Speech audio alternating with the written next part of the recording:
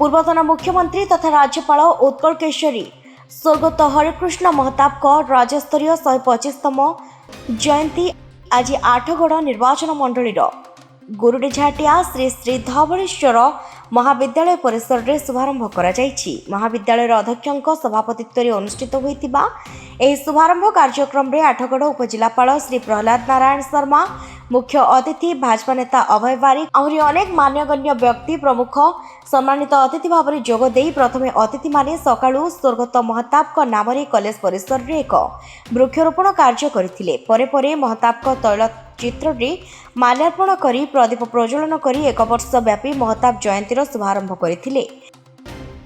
अतिथि माने निज निज वक्तव्य स्वर्गत महताब राज्य को अवदान गुड़िक संबंध में स्मृतिचारण करथिले।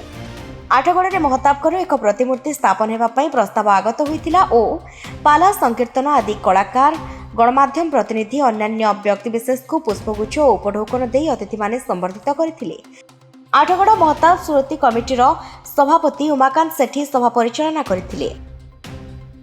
देखंतु आज आमर धवलेश्वर महाविद्यालय डॉक्टर हरिकृष्ण महताबंकर 125तम जयंती पालन करा जाउछि एवं एठारू बहुत मान व्यक्ति आसते और विशेषकर आजिकार जे मुख्य अतिथि थे आम आठगड़ उपखंडर जे सरपंच थे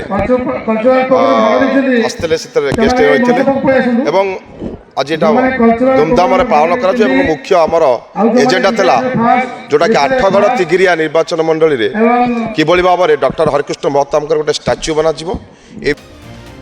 आठगड़ राजेश पाई रिपोर्ट जेहेवा न्यूज।